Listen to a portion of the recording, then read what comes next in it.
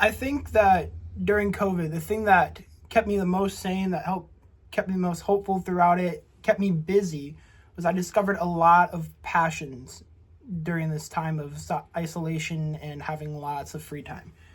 And the first of those passions, probably the biggest one, would start with this book right here, The Art of Language Invention by David J. Peterson. So David J. Peterson is a linguist. He is most notably created languages for Game of Thrones. So what that's called is a conlang, which is short for constructed language, and this book is all about how to do that. So during this time of COVID, I discovered him, and I discovered this book and the work he did, and I got incredibly into languages and advanced linguistics. And I went down rabbit hole after rabbit hole of linguistic terms and advanced grammar, learning how to do all that.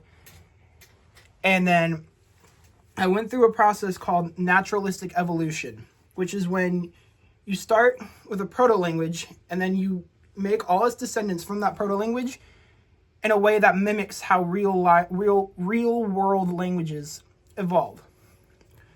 So I've created plenty of languages, which I will show here. Correction, I'm going to show just one of the languages, and it is called Viedajan. This is my first thing that really helped me through COVID, was this passion, conlangs. This is the continent inventory for Viedajan, which is exactly what it sounds like. It's a graph, inventory chart, whatever you want to call it, of every consonant sound in the language. At the top is the point of articulation, which is where in the mouth a consonant is pronounced.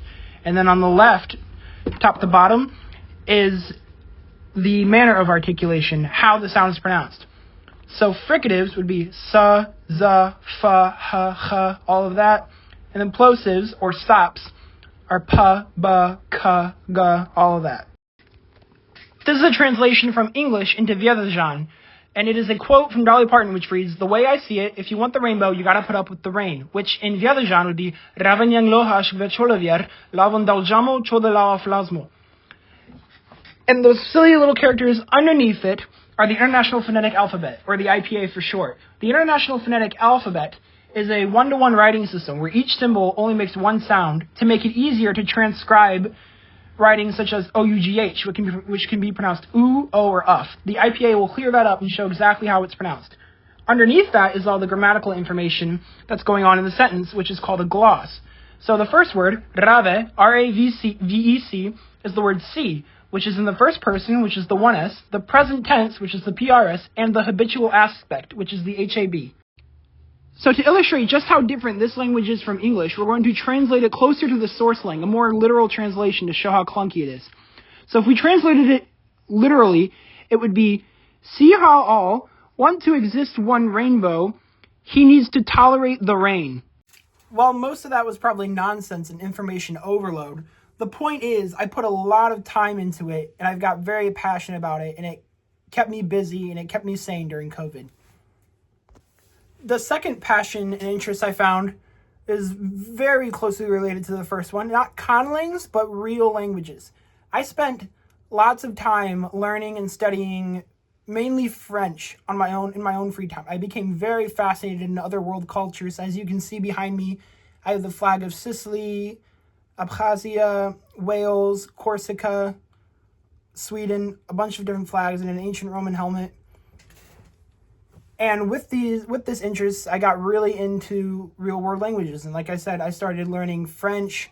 I learned some Greek on my own. I studied Swedish a little bit, some Welsh.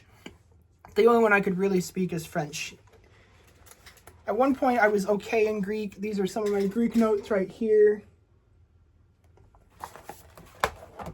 And then you can see some of my French notes right here.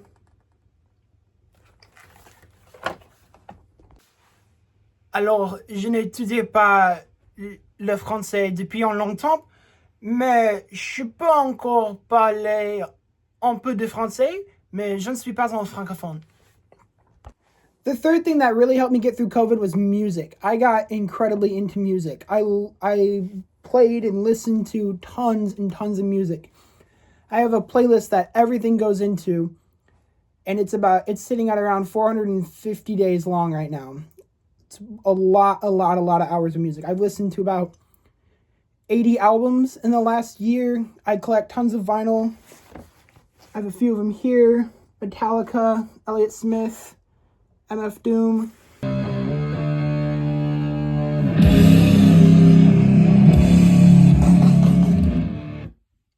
You can see my vinyl setup right here. I did all of this during COVID. I got very, very into music. Started buying vinyl. I discovered I really like the variety more than anything.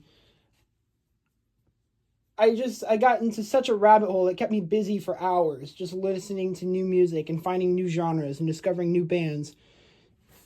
You see, I have Motorhead on the wall, Alice in Chains, Boris, Pavement, Slipknot used to be one of my favorite bands. That was a Halloween costume from one year. Sonic Youth, Bad Brains, all sorts of genres. Punk, grunge, hard rock, metal, soft rock, pop, all types of music. During this music phase, I also got really into playing the guitar.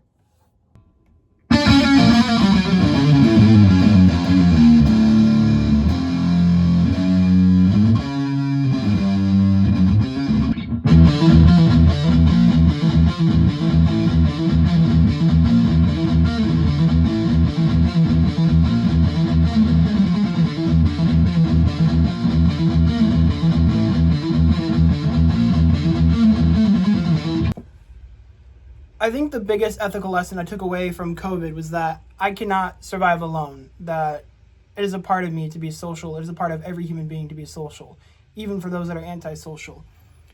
During COVID, I was incredibly insecure and incredibly shy and antisocial. So when I found out that I had the option to be at home for an entire school year and never talk to anybody, be at home alone all day, I thought it was incredible. It sounded like the best thing ever to me, because I could just sit there and do my homework on my own, not have to interact with people, indulge in my interests like I showed in this video.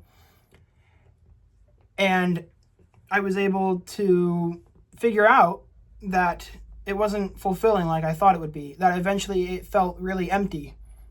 And so I learned through COVID that I need to have people in my life, or I won't be able to survive or thrive like a human should.